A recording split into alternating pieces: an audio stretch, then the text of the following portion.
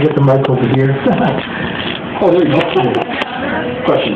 I just recently heard that, and I asked me if this is true, and knew about it, that the assassination of Osama bin Laden was not really true.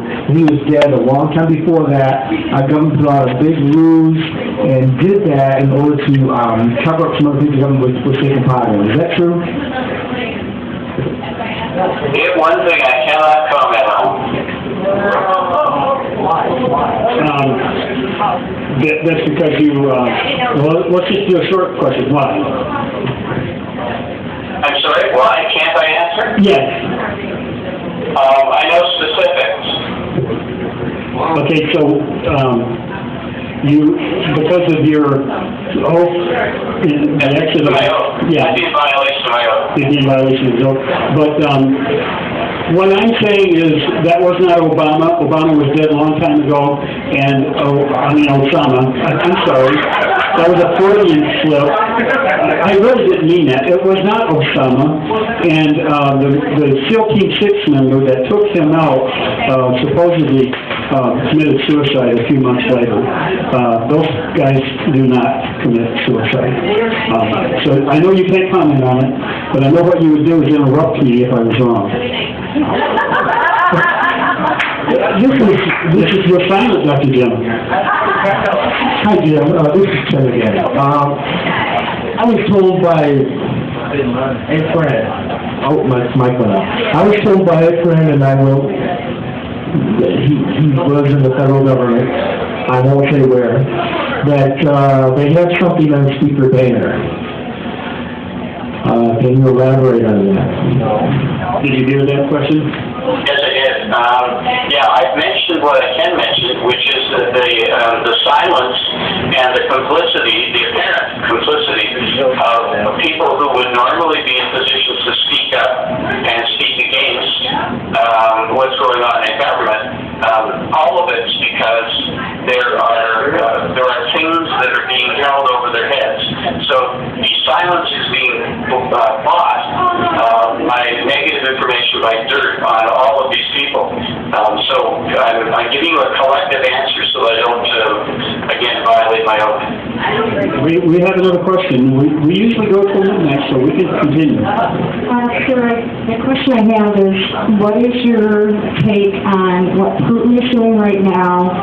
Is it to sell oil to the Chinese? Is it to reestablish and infuse plans in these other countries a new currency and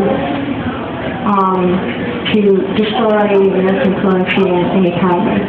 Okay, let me elaborate on that. I've been talking a little while about the currency reserve being dumped by some of these countries, and that Russia and China has a interest in warm water ports there in the Crimea, and Russia wants to ship oil through there without using the American currency because China wants to create a new world currency with the yuan and the renminbi. Do you want to comment on that? The agreement doesn't, and the agreement only works because Angela Merkel of Germany, which is the only solid currency in all of Europe. It's the only solid one. She has agreed, along with Putin, along with Xi Jinping. They have agreed, and so Obama's the guy who's pushing this, by the way. They've agreed to that the American dollar will crash and burn, but it will be re-pegged. Right now it's 6 for renminbi, or Chinese yuan, 6 to 1. So you have to spend 6 Chinese renminbi to buy 1 American dollar today. But it'll be reset so that it's 1-to-1, direct relationship ratio, 1-to-1. That means we will go down to about 18.75% of the current value of the American dollar. Okay, that's good stuff. We have another question, Joe. Doctor, I just want to offer a scenario that if at the American Spring all hell were to break loose and say that we, even as participants, did not give them excuse to, say, fire upon any of us, but Obama were to institute martial law, Would he do that for just that area, or would this be like a nationwide thing? But he would do it nationwide, and the reason he'd be able to get away with it is he'd be able to say that the people who are there are representatives of the rest of the nation. They come from all over America, and they brought with them their insurrection, their plans, their crazy Tea Party groups. Let me tell you, I think I told you, but some folks here didn't hear it, and so they will be listening to this. Our friend Bill Bigler met with the Michigan militia representative, and they brought along a witness, and Bill Bigler is a notary, and they brought affidavits saying to the point that Michigan militia are not going to be represented in American Spring because they know that something's going to happen down there, and that they want to go on record, because they believe somebody's going to save the Michigan militia. Do you have to comment on that? Well, yes. Can I just say that I have seen the name Michigan Militia as probably the number one on a list, and I'm not sure why, but it's on the list, and the list is of provocateurs. I'm going to use that word. Yeah, agent provocateurs, and that's exactly what we've been saying. We've got some more folks on to ask you questions, but this is a very important point. They will pose to be Tea Party people, they will pose to be Michigan militia, and when in fact they are agent provocateurs, maybe being paid by George Soros, causing an event to create martial law. That's called anti-thesis synthesis. It's called the Hegelian dialect. Do you want to comment on that, or you just want to take another question? No, I don't want to comment. I did what I could. That's about as far as I could go. Okay. Hi, Jim, this is Tim again. A friend of mine that's worked at SAC, and he worked for the CIA for a couple of years. He's retired now. He bought, took $10,000 US and bought 100,000 Iraqi dinari. And he said that there's something going on with the Iraqi dinari and something about President Obama trying to... It has something to do with the collapse of our currency. And I just wondered if you knew anything about the Iraqi dinari and the Kuwaiti dinari. Okay. The only thing I know is that those two currencies have a coin, a gold coin, associated with it. And that may be the reason they were looking for examples of stability. And having gold coins, exactly what they know will bring stability. Once there's a crash, there's two things that are going to happen. You're either going to be able to trade with gold and silver, or you're going to be able to do commodity trading. And frankly, if you're going to buy stuff, apart from the food stuff you will need, the water that you need, the power generation that you'll need, the hardened, the Faraday caging that you'll need to survive, you will also need massive amounts of firearms and ammo. Those will be the most important and most valuable commodities that you'll have to be able to trade with for survival. Okay, we have Rich down the court. Would you give one-liner opinions on Jeb Bush, Chris Christie, and Huckabee? One-line opinions on those three. Well, I'd take a Huckabee any day over the other two. Yes, sir. Agreed. Okay, Dave has another question. We're going to end this pretty soon, but this is going really well. We appreciate your patience, Dr. Garrow. My feeling is if something happens in Washington, the American Spring, and he tried to declare national emergency, there would be people who would stop him from doing that. He said there would be people who would stop him from doing that, but he can do that with executive order. There will be people who rebel against that. I agree with Dave. Go ahead, Dr. Jim. Well, almost every conversation I have with folks, usually on live radio, it always comes up to the question of revolt and revolution, and the preparedness for people to be involved in it, whether it's a wise thing, whether it's a foolish thing. These are brought up, and of course, the minute you bring it up, if this is being broadcast or recorded in any way, right-wing watch tomorrow will trash me as having said, that we should be looking for revolution. Let's face it, if we're looking at what the Founding Fathers held as principles that were worth dying for, we're in the day and age right now where we're looking full in the face at whether do we have the stuff to be able to look at the principles that started the country. Do we believe in them for real? When it says, and we pledge our lives, our fortunes, and our sacred honor, these are principles that most people aren't considering. Do you care about your reputation? Because it'll be trashed if you go in the direction of being a revolutionary Republican. Well, listen, I know that right-wing watch group, and I know they use a lot of ink on you. Yeah. And by the way, I choose, before revolutionary, I choose to be revelationary. That is our effort right now. But in the event that revelation fails, revolution follows. One more question. Go ahead. I was wondering, what you just said concerning the pledging of our lives and our fortunes is the foundation, the core of where things need to end. But in the interim, as we're looking, if it ever came to that point, what do we do as Americans, as Tea Party people, as people that are concerned? What can we do? What should we know? How can we prepare? How can we be ready against whatever may or may not come down the road? How should we think? Well, I'm sure there are people there who've been trained in guerrilla warfare and tactics and strategic tasking. I would look to look at the old manuals. I think they're still available online. The old World War II manuals regarding guerrilla warfare.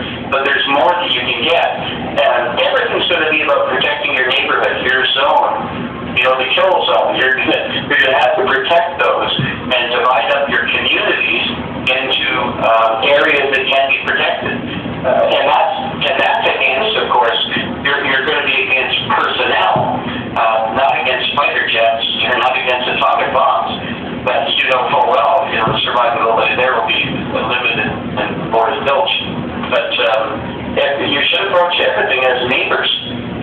Yeah, Jim, I had suggested, and a little explanation is necessary, and we do it week to week, but that we form 10 circles of 10, and in doing so, we have many co-ops among those 10 circles of 10, that's 100 families, that could be depended on.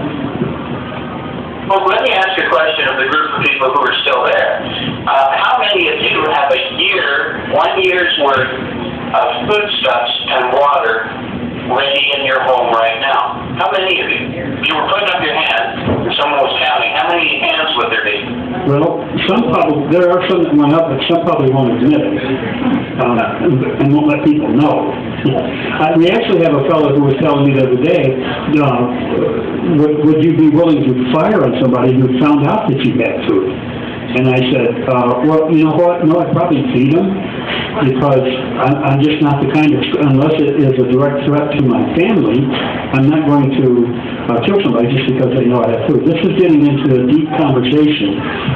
You can comment on that or not, but we do have another question. Do you want to comment on that? Well, I want to comment about one thing. You need to be 240 miles away from a populated center. That's where you want to get yourself as a bug-out place.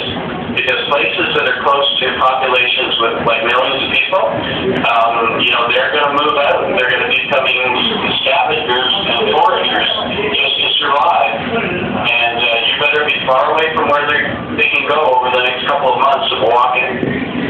Okay, we have another question. I think we're going to make this one the last, unless the people just come right out. And people are loving this. This will be the last question. Dr. Garrow, should we also be considered, just something I had, a revelation in my head while we're discussing this. Should we think something funny that Michelle and the girls and her mom and her mother are going to be in China, and Obama is going to be in the Netherlands, and I forget what other places, the same hemisphere, but not the same place, during the same time. Sort of like they got out of Dodge. Well, if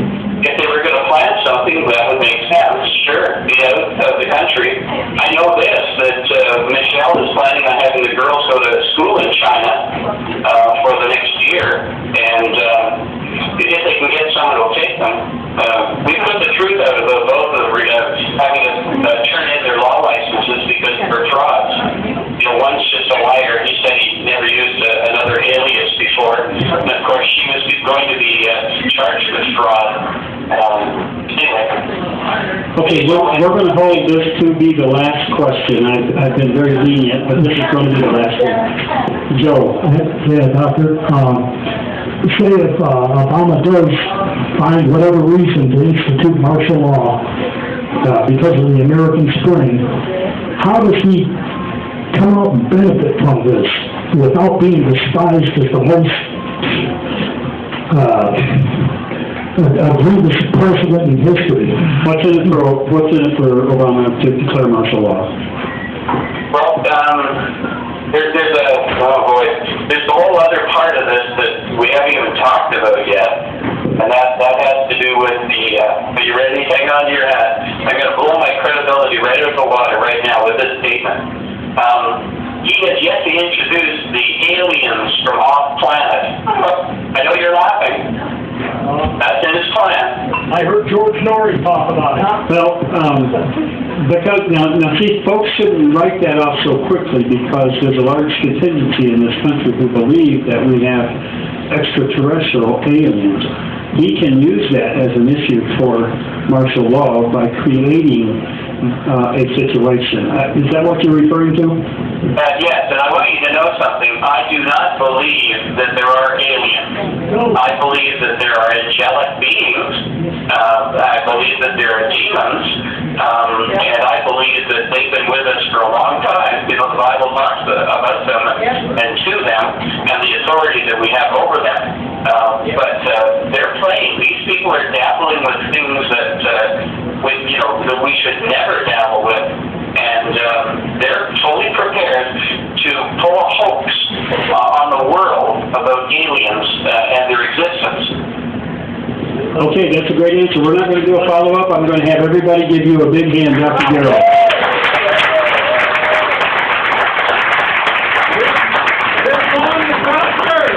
They said live long and prosper. Dr. Garrow, thanks so very much. We're going to close. Thank you, sir. Show on the aliens. That's what. He said, God bless. Thank you. Okay, folks, we're going to end. As you leave, don't forget we need a few donations. If you haven't signed this petition for Terry Bowman, please sign. And if you choose to take some petitions to work for signatures, and you can do that, please do that.